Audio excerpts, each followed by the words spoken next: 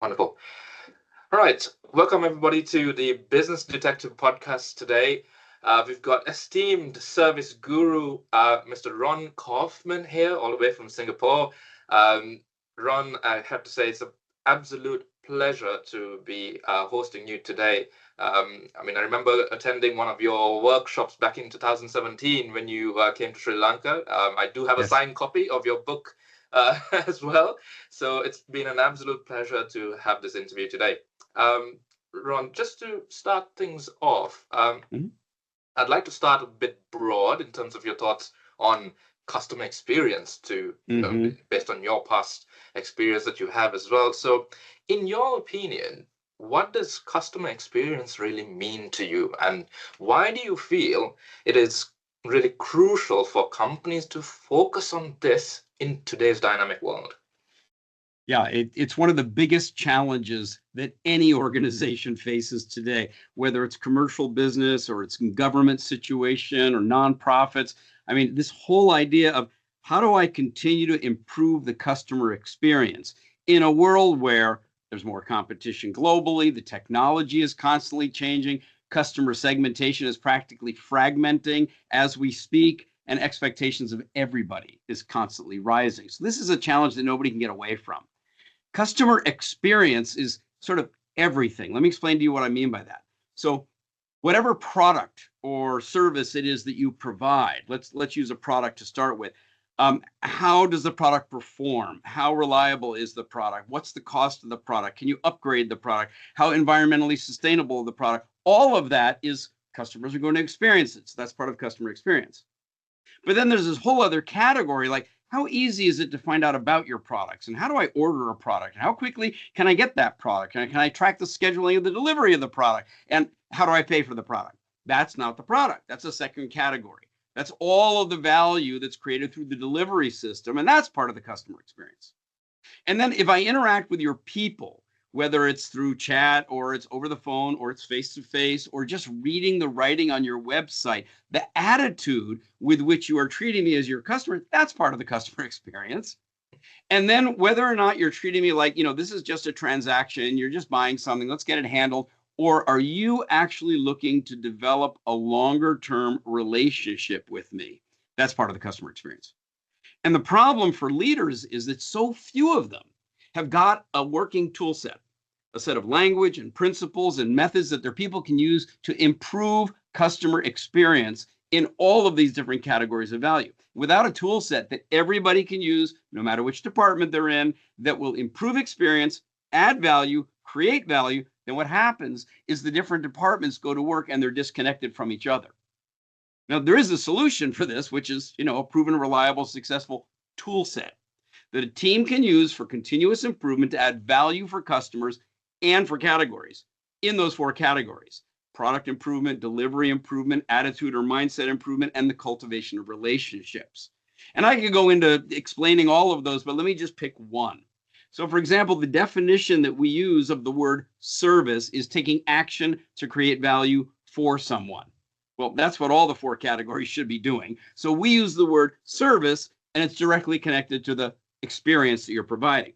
But how do you get your people to actually think about and understand what is the customer experience from the customer's point of view?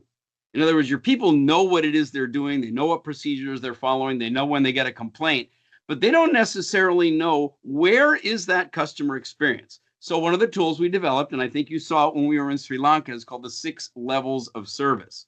And that comes along with an understanding of what's below expected, basic or even criminal, and what's above expected. When you serve somebody the way they desire, or you surprise them, or you really reach an unbelievable level. The beauty of that particular tool is it not just gives everybody in an organization a way of speaking in common about the customer experience and how to improve the customer experience and where we need to improve the customer experience, but then you can also use it to say, hey, those 6 levels, as you saw, are always slipping down. So you can't stand still. Otherwise, by default, because of rising expectations or because of competition, you're going to be slipping down.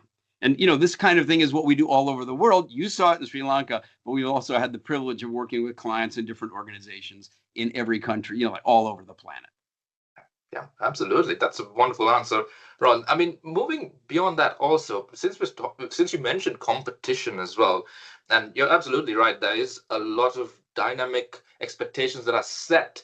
So, in your opinion, what is the biggest challenge that companies are really facing in today's global business context from a service management perspective?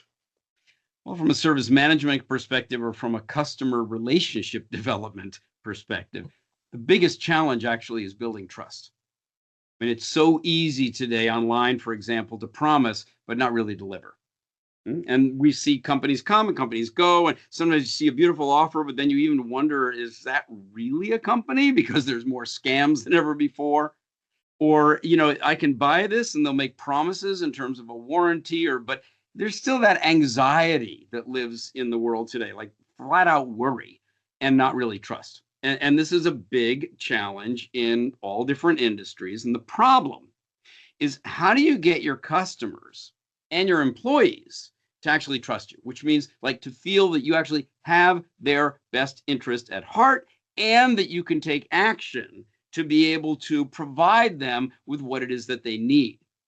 So, the problem we have is that there's too much focus on do that transaction, close that ticket, make that profit, close that sale, whatever it may be, rather than thinking about it from a customer's point of view, for example, of I don't want to just buy something. I want that to lead to more of a relationship with you, where you remember me, where you appreciate me, where you like me. So now the trust is building. And the most successful companies will take that and go all the way from relationship to genuine partnership, where both parties actually are looking out for the best interest of each other. In other words, here I am in the serving organization, and we're going to take good care of our customers, but the customers also want the company to succeed because you're moving into a partnership. Of course, you want this with your employees, and you also want it between the different departments. So the solution to this is to teach people really what is trust and how do you build trust or rebuild trust with each other or with your customers. And I can answer that for you here. Trust is basically an assessment. It's an opinion. It's a point of view that somebody has about some company or about someone. And that assessment is based on 3 categories. Number 1, competence. Do you actually know what you're doing? Are you actually good at this? Can I trust you because you know how to do what it is I'm about to engage you to do for me? And the second category is capacity. You may be really good at it, but you may be overbooked. You could say, I know how to do that. I can do it for you, but you just don't have the space and the schedule. So can I trust that you'll actually keep the promise that you make? And the third is a category of care. And what that really means is that I'm going to take action for you as my customer or as my colleague or in the community where we work, not only to try to execute what it is that you've asked for and provide that, but I'm thinking about why did you ask me for that? What is it that really matters to you? How can I help to take the action that will provide the value, but also contribute to your longer term well-being? And you've got to provide the people with the tools so that they can not only understand that, but they can action on that. And, as you know, that's what we do. There are case studies at our website that people can go to, and I invite your viewers to go check them out. Wonderful. Thank you. Now, moving the perspective away from common problems to common trends in today's world, as you know, the world is moving towards an AI revolution, almost as we said, and even the field of service management is something that is impacted by that. So, how can companies really build that deeper emotional, intimate connection with their customers in what has become an increasingly digital world? Yeah, it's even funny to hear you talk about it as increasingly digital world. I mean, come on. We're completely surrounded at this point. We're almost swamped. Everybody's got that supercomputer in their pocket. Everywhere you look, you're seeing more. Everybody's got keyboards. I mean, there's just so much technology that has penetrated our lives. And this brings with it a huge challenge because there's this tendency to say, ooh, technology is the solution. AI is going to now solve it all. That's the latest version. No, that's not the solution. The solution is when you get technology and humans working well together. So, how do you do that? Look, AI will continue to get better and better and better in terms of personalization. So it will, quote, know you. It will know how you like to be served, but it won't be able to do that thing that I call take good care of you. So let me give you an example. In every organization, no matter what the industry is, and in every situation, there's going to be a process. There's going to be something that the people or the company needs to do that has a step-by-step procedure, a sequence of this, which leads to that, if then. I mean, there's a whole process that exists. And team members are hired and trained to execute and use that process. But they don't necessarily understand that the process and all the points along the way are not the same thing as perception. The perception is what the customer experiences. It's what the customer is feeling and thinking and seeing. So I'm going to give you an example. Let's say you travel from one city to another, and then you're going to check into the hotel. So how does all that happen? Well, you leave home and you get into a car. Now, let's say it's an Uber. I mean, you don't really get to know the driver. And then you get to the airport and you're doing check-in, and that's just as fast as possible, and make sure that you're on the right flight and you've got the visa that you need, et cetera. And there go your bags. And now you've got your boarding pass. And that person, she was looking pretty much, or he looking at the screen most of the time. And then you get on the flight and you think, okay, oh, wait, before the flight, there was immigration and there was security. And if it's international, and those two places also, you just want to get through really fast. And they don't really care so much about you as about what it is that you're carrying or whether or not you got the right passport and the visa. Then you get on the flight, and maybe you can get some personal attention, but you're one of 100 or more people on that same flight. You land, you go through those same immigration, et cetera. Now you're in a car again, but again, it's not a driver that you really talk to. And finally, you get to the hotel. So here's the hotel, and they're going, now you can just swipe and go straight to your room.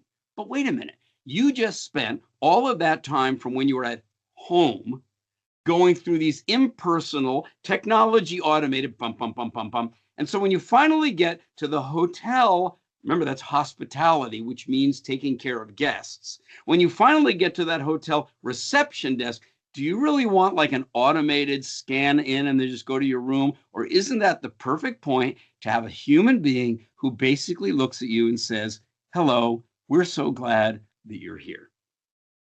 So if it's security, automated, immigration, automated, check-in at the hotel, is that the right place to do a warm welcome with a robot? Or swipe me in and I go up on my TV screen and it says, we wish you a warm welcome. I don't believe it because there's no human there. And companies need to make these choices. They need to look at their SOP and think about the customer experience. And I think you know that my LinkedIn channel is filled with examples of these, and people can see them there every day. Ron, in terms of pursuing customer satisfaction, as you know, most organizations want to differentiate themselves by stating, we are always customer focused, we are customer oriented almost. So what balance then should companies strive to achieve between implementing automation and human interaction? Yeah, you've got to always remember that the big challenge is going to be, how do you differentiate from competitors, and how do you deliver the kind of customer experience that's going to make people want to come back? Why do they come back? They got value. Maybe they got great product value. It works just the way you want, and it was a good price, and boom. Or maybe they got that fast delivery and that easy to order, again, value. Maybe it was just the way your people are, that mindset category, super important, or they feel that increasing loyalty that comes along with continued being taken care of by an organization. So the problem is when people are, if you will, upstream from the customer experience, which is happening downstream, and they're building tech, for example, without really having the customer experience in mind, and certainly not in heart. So they're looking to do things, let's say, more quickly, or they're looking to do something in a way that they think is going to be more efficient or more productive or more profitable, without actually having the downstream customer experience in mind. And I'll give you an example. I call this lesson number 1 in the solution, which is build it for real humans. Because your customer is not another technology. Your customer is human beings that are buying from you or registering with you or voting for you. And there's an example that's just occurred in the world just in the past month or so, which will date this particular interview, but it happened on Microsoft, where Microsoft recently removed, without any prior notification, in certain drop downs or right clicks, the thing copy, and then you look for the word paste. And of course, over so many years of using these products, we all have come to notice Control C, Control V. Well, those two words, copy, paste, they're gone from the menu. And I'm saying, well, how am I supposed to copy here? I'm looking all over the place. And then I saw this funny little icon up at the top of that word list. And I couldn't even quite figure out what it was. And then, I looked at it and looked at it again, and I realized, I guess that's what they mean for copying something. So I tried clicking on it. And then I went and looked for paste. I couldn't find that. Oh, then I saw another little icon. It's like these two little things next to each other. I tried it, and it turns out that's paste. Now, I don't know who upstream at Microsoft that's designing the user interface decided that it would be a great idea to just take away two simple words that like the world has gotten used to seeing, and everybody's looking for where's copy, where's paste. Some people use the keyboard Control C, Control V, but let's say that's 50-50. You just took 50% of the world and say, bye. How did that happen? Because somebody was building for tech or for a user interface they thought would work out better without actually thinking, what's that going to be like for the human being who has a behavior, who has a habit, who has a comfort? It's become completely transparent, and you just took it away. So rule number one is build for humans. Rule number two is that as you bring more technology in, the way you need to absolutely care for the customer experience will show up, especially at points of what I call migration and education. And, one industry that's been a huge violator of this is banks. So remember the time when there were branches and you'd walk up and you'd wait your turn and then you smile and you hand over whatever you handed, you got what you needed. And then ATM machines came in. And for many younger people, they'll never remember a time when there weren't ATM machines. But you may remember when all of that banking went into the app. And then there was the thing like, you can do it all right here. How convenient for you. It's just right there. Swipe left, right, do what you need to do. You can do all your banking on your phone. How convenient for the bank. I mean, just think about the reduction in labor costs. Just think about the ease of getting all the data and pushing out new data and handling things and transactions on the phone. But what are you going to do about the older customer base? And older doesn't have to be 60, 70. I mean, it can be anybody who's at a point where they didn't grow up with that phone in their hand. For the young customer base, certainly. Give them the app. In fact, they can't quite understand why would you need to go into a building to do your banking. But what are you going to do with all of those middle-aged and older people who, by the way, have got a lot of assets and, by the way, need a lot of service because they're either completing a mortgage or they're taking out a second mortgage or they're financing college education or they're planning for legacy and philanthropy and intergenerational wealth transfer? And, I don't really want to do that stuff on a phone. But if you want to get me to the phone and you want to show me what I can do, put a human there to help educate me, to help encourage me so that at least in my early experiences, I've got somebody saying, come on, let me show you how to do that. Right. You go there, you put, that's right. Yep, you can do this. I knew you'd get the hang of this so quickly. And then the next time they'll use that rather than just taking it away and putting some new tech in place. So rule number two is when you're going to do a tech change for serving your customers, it's a migration for some people. Provide humans right there to support the education and the migration. And the third, and this one's obvious, is when something goes wrong. When something goes wrong, I really don't want to chat with your chat bot. I really don't want to search all over the website to try to find the phone number. And you know what? If something's gone wrong, I don't want to fill in your form and send it and get an email back that says, we've received your, and we'll get back to you. No, I want a human to show up right then and there. And so we've got to help leaders decide, where do you put the human talent and how do you use tech to support those moments when it's really important to provide the human touch? Wonderful. I mean, you've mentioned so many different key aspects that companies need to really focus on and up their game almost now in terms of really how they really implement technology and manage the customer experience. But if we shift the focus now slightly towards more overarching goals that companies need to really focus, the terms of people, profit, planet seem to almost be growing in popularity quite often. You see this everywhere now. So in your opinion, what can companies do to really integrate that level of sustainability into their customer experience efforts? Right. big challenge, right? ESG goals. You've got, everybody concerned about the environment, climate warming, et cetera. Big challenge on everybody's mind. Anxiety is sort of sitting there, right? And the problem is that you get leaders who are trying to fulfill a sustainability goal. In fact, that was the final word you kind of landed on there in the last sentence. And I have a different point of view about this, because if the system that we've been living in and that we've developed so far has produced this, let's face it, crisis, why do we want to sustain that? Then you hear people say, well, that's not what I mean by sustainability. It's like, what I want to do is I want to get back to when it was less dangerous or when it was more healthy. And so then that's called like regeneration. Let's be regenerative. And that's fine. It's better than just trying to achieve sustainability. So, but too much can be like regenerate the way it was. But the world isn't the way it was. We've got a different environment. We've got different customer requirements. We've got different needs, concerns, hopes, and fears that people have. So when you say, I want to serve you to contribute to your well-being, what you need to do to contribute to their well-being may be completely different than what it used to be in the past.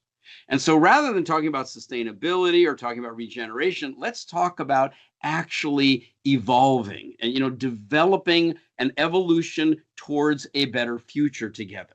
And when your narrative and your actions and the understanding of your people and your culture are focused on what's the situation, what would be taking better care of the well-being of that customer? Let's focus on that.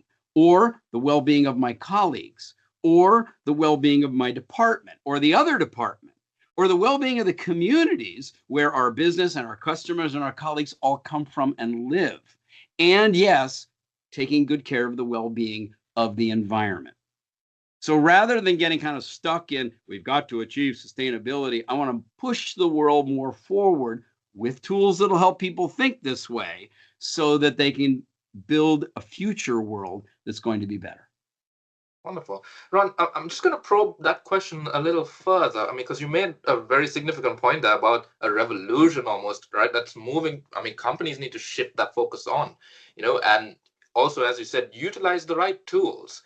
What do you mean by that exactly? Well, let me give you an example. Training people teaches them what to do.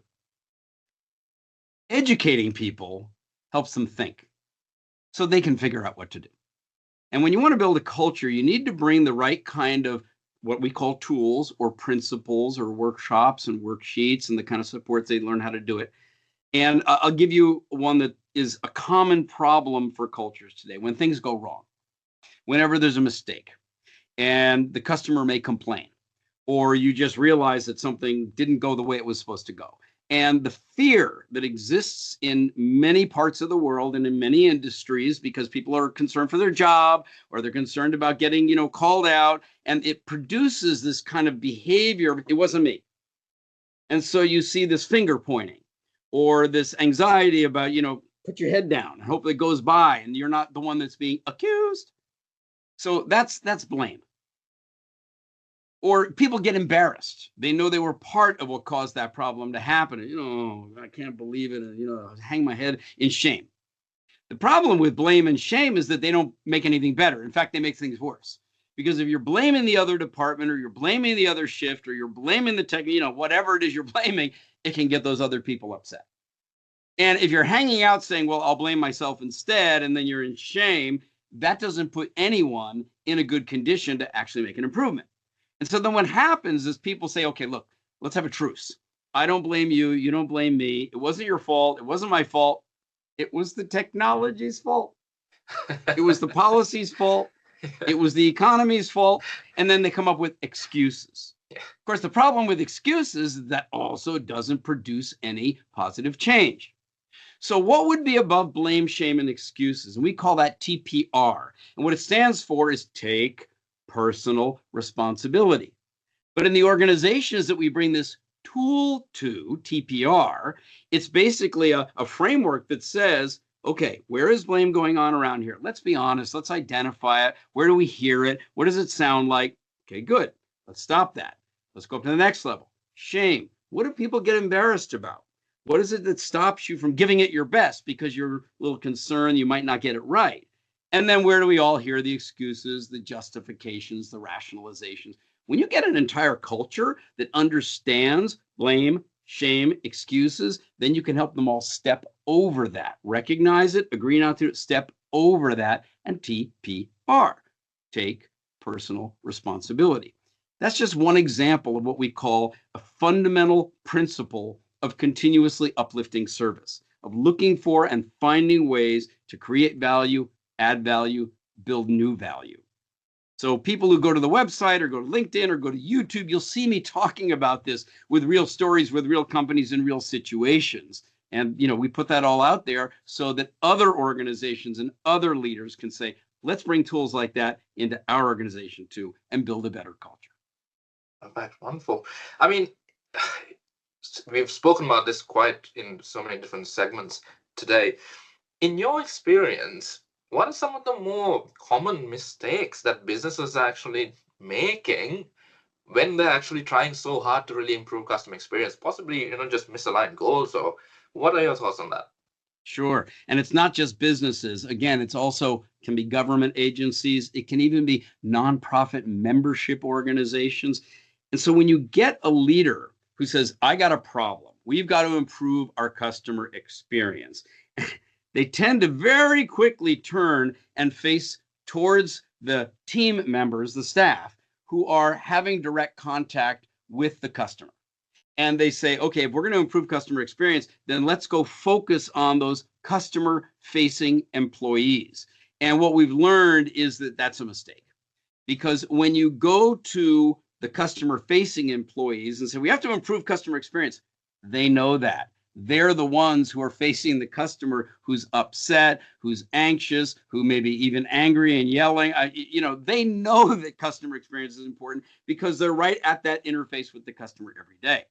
But if you go there, even if you provide training and tools only to the people who face the customer and ask them to do better, but if they're not getting better service support from the people behind them, the IT department, the HR department, the production department, this marketing department, everybody else that's in the organization that is counting on this person out there talking to the customer to improve the experience, they've got to be getting better experience. So they know they have the support. So then when you ask them, okay, get out there and let's create a better customer experience, they say, you know what? I think I can.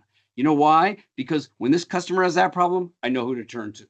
When I've got a situation here or a new idea we want to try, I've got people in the back who want to help me make that happen. So in the Harvard Business Review white paper, an article called Engineering a Service Culture Transformation, which I co-authored with Professor Jochen Wirtz, who's been interviewed on this YouTube channel. One of the rules, in fact, it's the first of 4 rules, is don't start by training your customer-facing employees. Start by improving the service that they receive from people who are in the head office, corporate departments, shared services, etc. And by the way, that Harvard Business Review cited white paper, Engineering a Service Culture Transformation, you can find it on the website, ronkaufman.com, and download it for free. Perfect. Wonderful. Now, shifting focus also, you mentioned this once again about angry consumers or dissatisfied consumers even. You find that often. I mean, how should businesses really handle that negative feedback or customer complaints, that could possibly, then turn those potentially damaging situations into more positive outcomes? So really what you're asking is 2 different questions, but they live under the same challenge. Angry, we're always going to be facing that.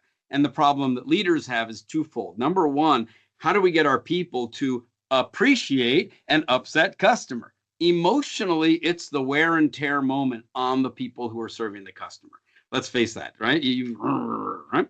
But the reality is that people who are complaining to you, they have a choice.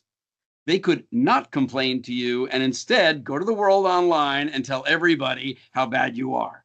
Which would you like? Okay. Now, here's the other is that when they bring you their complaint, they're giving you an opportunity to actually be able to respond and reply to that. So it's kind of like, remember in that movie Rocky, when the person's down and everybody's kind of cheering, get up, get up. So here's what a team member can do. You've got an upset customer. Number one is if you hear what's going on and you express concern right off the bat and you solve the problem, like you fix it, you will get back a little bit of emotional appreciation, attention. Let's just say the loyalty that you lost because of the problem goes up a bit. But if you fix the problem and you show genuine human concern, this is the emotional side. No AI, no tech, no robots ever going to be able to do that, right? You say, and I'm really sorry that this happened. I can understand that it was, problematic for you, and we really apologize. You might get back to where you were. But also, when something goes wrong and you fix the problem, you show your concern, and you do something extra.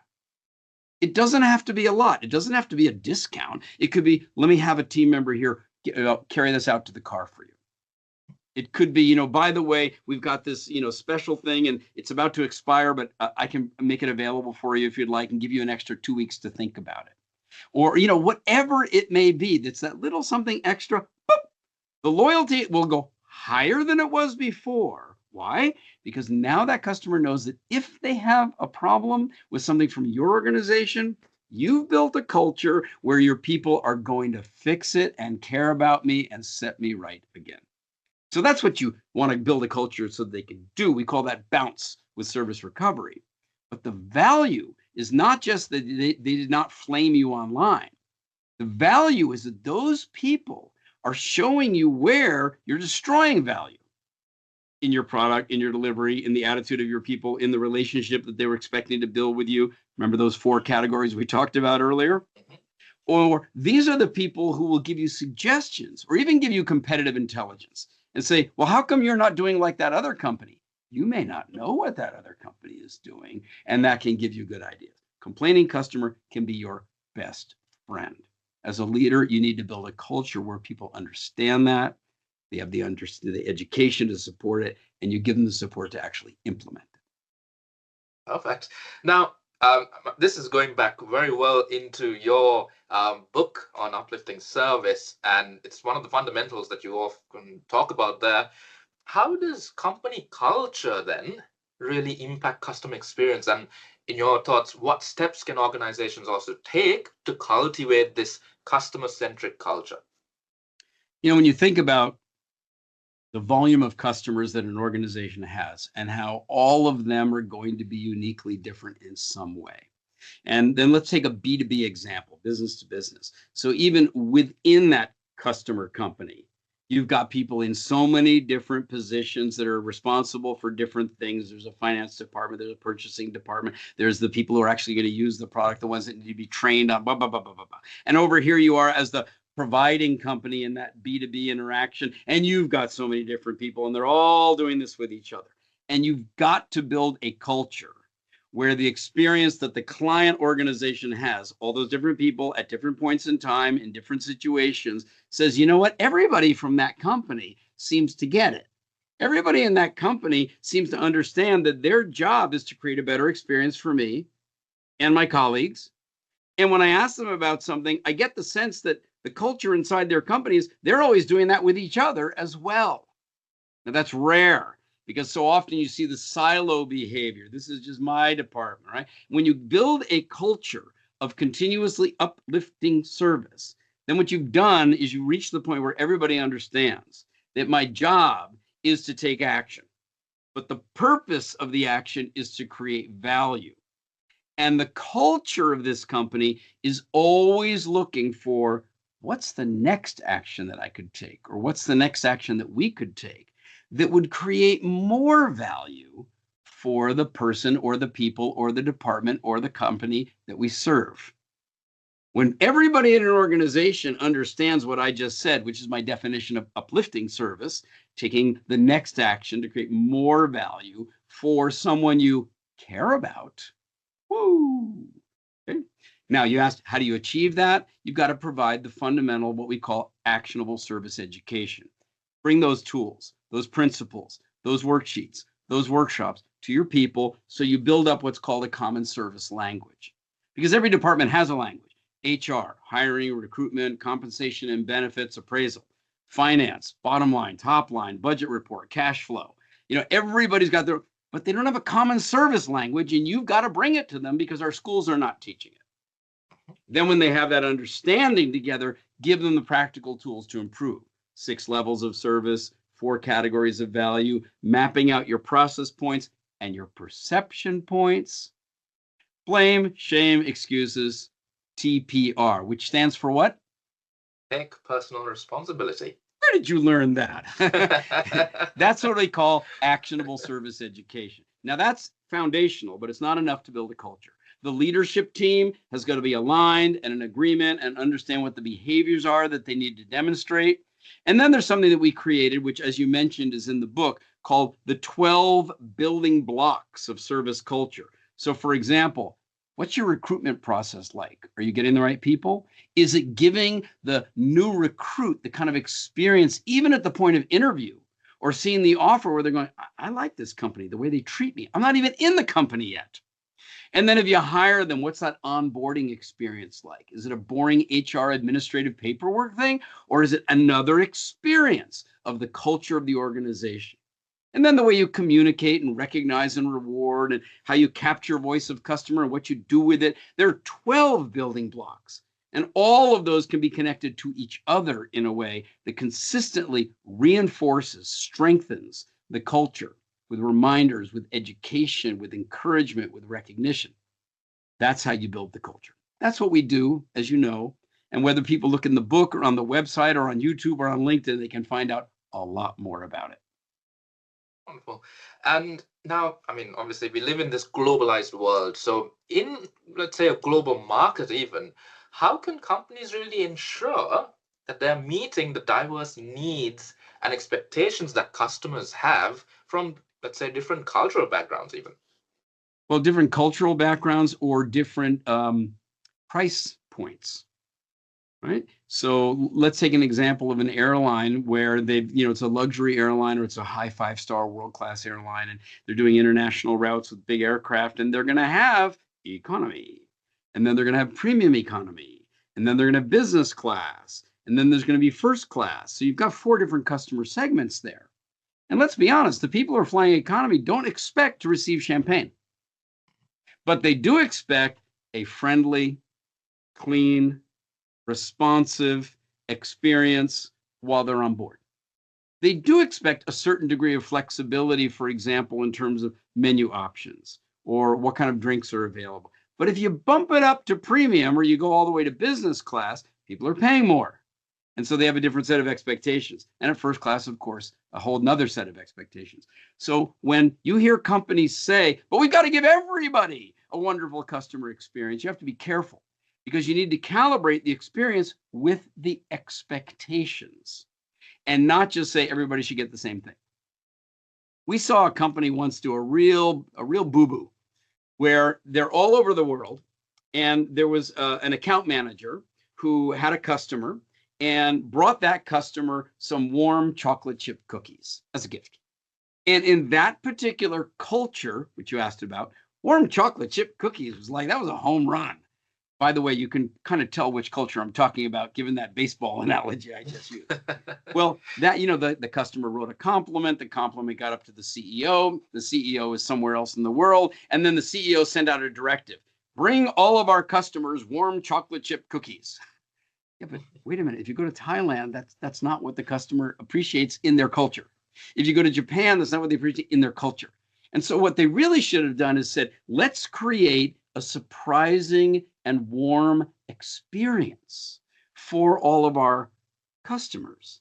But you have the authority and the freedom in the cultural environment that you are to interpret what that means, be creative, and figure out what is that next action that will create that kind of warm value for the customers you serve.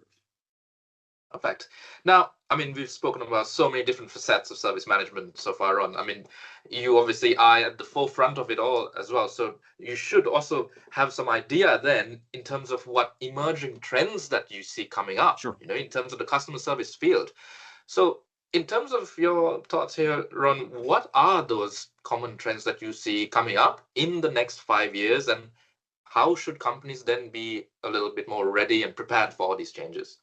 That's an outstanding question. And it's not going to be the next 4 years, 5 years, 10 years. I think it's going to be going on sort of forever. And it begins with every organization doing an honest self-assessment about where are you now with this whole customer phenomenon. And you were very gracious when you said, oh, you've been part of this. You're right. I've been involved in this field for 34 years. And I've seen the evolution of this whole phenomenon of customer experience or customer service or whatever you want to call it. So let's go way back. I remember as a kid when the service center was where you brought something that broke, right? You would take, oh, it broke. So you take it to the service center. Why? Because there were the people who were competent and they had the tools and they had the spare parts to be able to basically do service recovery. And that's what the service center was, remember? Right? But then what happened was that, everybody got better in terms of quality of product or consistency of materials or whatever it was.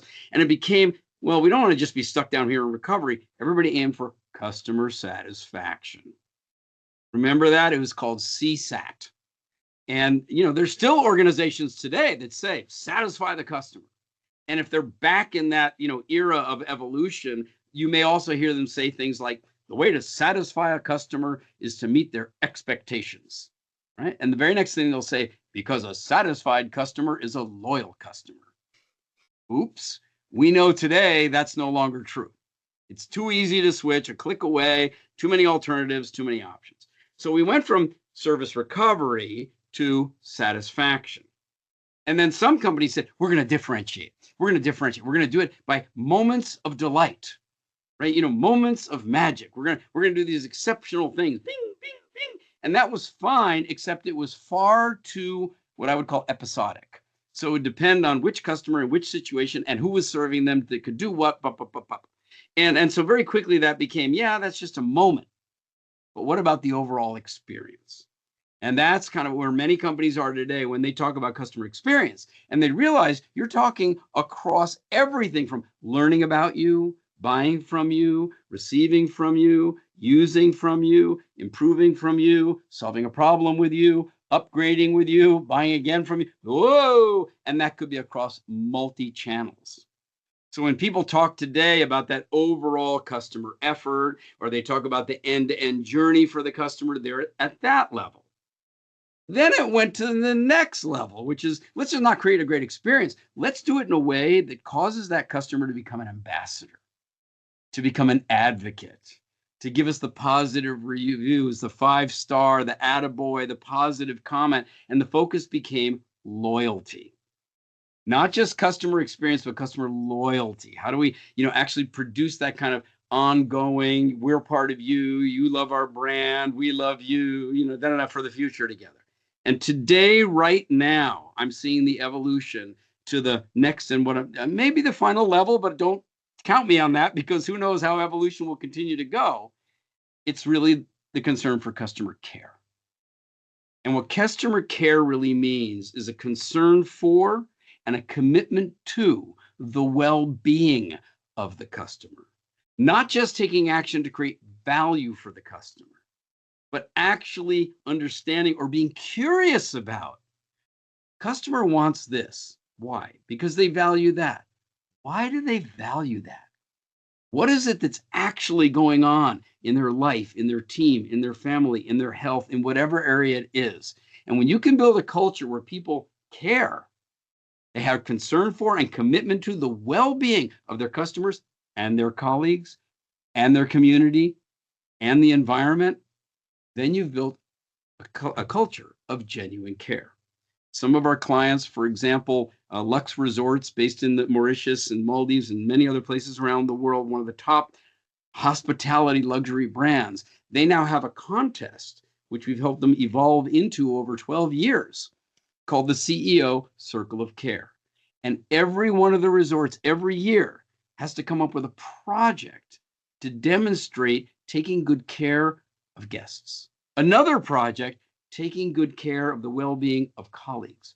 Another project, taking good care of the communities in which they work. And a fourth project on taking good care of the environment. That's where we're all going, folks. That's the kind of evolution you as a leader, or you as anybody who works in any organization, want to build in your organization. And if you're a customer, those are the kind of companies that you want to favor with your customers. Perfect. Well, Ron, I've asked you so many questions today, and that about sums it all that we have for this episode.